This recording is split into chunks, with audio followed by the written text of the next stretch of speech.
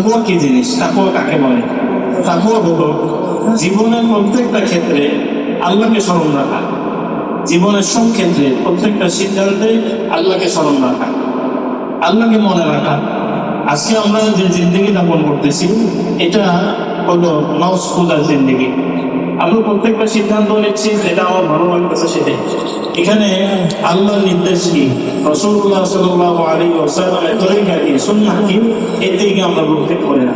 আমরা ব্যবসা বাণিজ্য করতেছি, রাসূল সাল্লাল্লাহু আলাইহি ওয়াসাল্লাম নিজে ব্যবসা করেছেন, সাহাবারা ব্যবসা করেছেন। ইসলামে ব্যবসার উত্তম পদ্ধতি শিখানো হয়েছে, ইসলাম ব্যবসা শিখাইছে, ব্যবসা কিভাবে করতে হবে।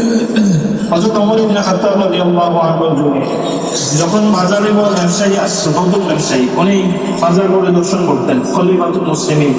যখন কোনো নতুন ব্যবসায়ীকে দেখতেন বাজারে আসছে, তাকে প্রথম প্রশ্ন করতেন, তুমি কি ব্যবসা সংক্রান্ত কোরআন ও সুন্নাহর যেই বিধিবিধান আছে এগুলো শিখছো? যদি সে শিখতো তাহলে ওমর ইবনে খাত্তাব রাদিয়াল্লাহু আনহু তাকে ব্যবসা করার অনুমতি দিতেন। আর যদি না শিখতো তাকে সাথে সাথে মসজিদে পাঠিয়ে দিতেন, যাও আগে ব্যবসা শিখে আসো, কিভাবে ব্যবসা করতে হয় এটা শিখে আসো। ইসলাম শুধু নামাজ শিক্ষা দেয় না, ইসলাম জীবনের প্রত্যেকটা কাজ শিক্ষা দেয়। আর তারপর হলো আমি ব্যবসা করতেছি, এখানে আমি আল্লাহকে স্মরণ রাখবো।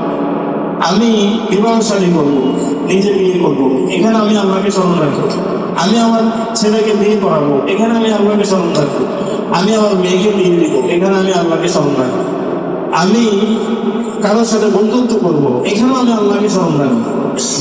এখানেও আমি কাকে স্মরণ রাখবো? আল্লাহকে স্মরণ রাখবো। আমি কাউকে ভালোবাসবো, এখানেও আল্লাহকে স্মরণ রাখবো। আমি কারোর সাথে দূরত্ব বজায় রেখে চলবো, কাউকে দূরে সরিয়ে দেবো, এখানেও আমাকে আল্লাহর কথা স্মরণ রাখতে হবে।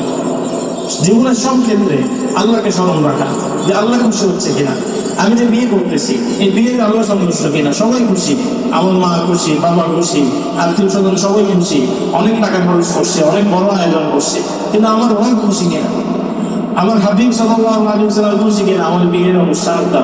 আমি আমার ছেলেকে বিয়ে করাচ্ছি, সবাই আনন্দ করতেছে, সবাই গান বাদ্য হচ্ছে, বিয়ে হচ্ছে, খানা দানার আয়োজন হচ্ছে, সবাই খুশি। কিন্তু একবারও আমার দিকে প্রশ্ন আসে না যে সম্পদ আল্লাহ তাআলা আমাকে দিয়েছেন, এই সন্তান আল্লাহ তাআলা আমাকে দিয়েছেন, এই সন্তানের মালিক আমি না, এই সম্পদের মালিক আমি না, এই সংসার সম্পদ দিয়ে আমি যে আয়োজন করতেছি এই আয়োজনে সবাই খুশি, কিন্তু আমার ভক্ত সন্তুষ্ট, আমার হাবিব সাল্লাল্লাহু আলাইহি ওয়াসাল্লাম তো সন্তুষ্ট না।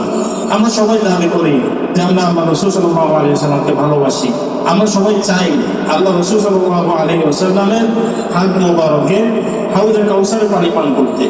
তা আমি কিভাবে রাসূল সাল্লাল্লাহু আলাইহি ওয়াসাল্লামকে মুখ দেখাবো যেখানে আমার জীবনের সাথে রাসূল সাল্লাল্লাহু আলাইহি ওয়াসাল্লামের জীবনের কোনো সম্পর্ক নেই? আমাদের যে দুইটা জীবন, প্রথম হলো দুনিয়া, এরপর আখিরাত। দুনিয়ার জীবন খুবই সামান্য সময়, আমাদের আসল জীবন হলো আখিরাত। আখিরাতের প্রথম ঘাঁটি হলো কবর। আখিরাতের প্রথম ঘাঁটি কি? কবর।